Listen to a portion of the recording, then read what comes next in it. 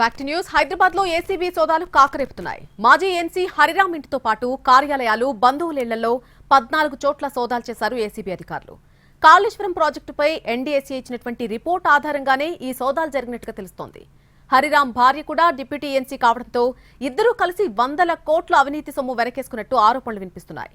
సోదాల్లో కోట్ల రూపాయల ఆస్తులకు చెందిన పత్రాలు, పెద్ద మొత్తంలో నగలు గుర్తించారు.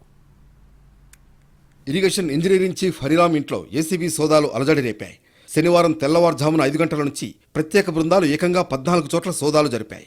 షేక్పేట్లోని ఆదిత్య విల్లాస్లో ఉంటున్న హరిరామ్ ఇంట్లో 8 బృందాలు తెల్లవారుజాము నుంచే తనిఖీలు చేశాయి.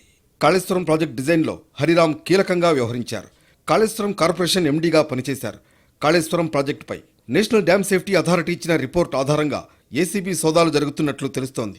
2 రోజుల క్రితమే ఎన్డీఎస్ఏ నివేదిక ప్రభుత్వానికి అందింది. కాళేశ్వరం ప్రాజెక్టులో పెద్ద ఎత్తున అవినీతికి పాల్పడినట్లు ఆరోపణలు ఉన్నాయి.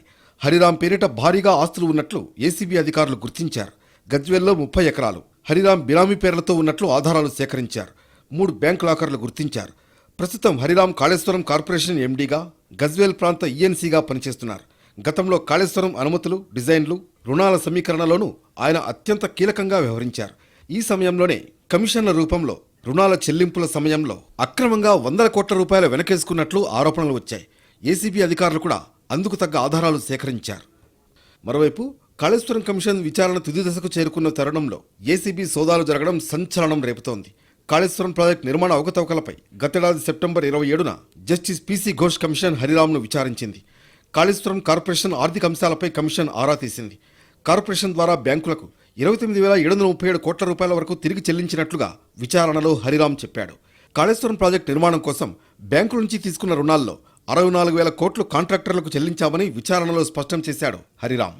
ఇక కార్పొరేషన్ ఫైనాన్షియల్ స్టేట్మెంట్లను కొత్తగా ఏర్పడిన ప్రభుత్వానికి అందజేశామని చెప్పాడు. అయితే హరిరామ్ భార్య అనిత సైతం నీటిపారుదల శాఖలో డిప్యూటీ ఈఎన్సీగా ఉన్నారు. భార్యాభర్తలిద్దరూ కలిసి అక్రమాలకు పాల్పడ్డారని, 100 కోట్లు వెనకేసుకున్నారని వచ్చిన ఆరోపణలతో ఏసీపీ కూడా ఇందుకు తగ్గ ఆధారాలు సేకరించింది. భూక్యా హరిరామ్ బంధువుల ఇళ్లలోనూ సోదాలు చేస్తున్నారు ఏసీబీ అధికారులు. భద్రాద్రి కొత్తగూడెం జిల్లా లక్ష్మీదేవిపల్లి మండలం ఎదురుగడ్డలోని హరిరామ్ బంధువుల ఇళ్లలో ఏసీబీ డీఎస్పీ వై రమేష్ ఆధ్వర్యంలో సోదాలు నిర్వహిస్తున్నారు. భూక్యా హరిరామ్ సొంతూరు ఎదురుగడ్డ. ఇక్కడ ఆయనకు సొంత ఇల్లు కూడా ఉంది. రేపు కూడా ఏసీబీ అధికారుల తనిఖీలు కొనసాగే అవకాశం ఉంది. హరిరామ్పై ఆదాయానికి మించిన అక్రమాస్తుల కేసు నమోదు చేసే అవకాశం ఉంది.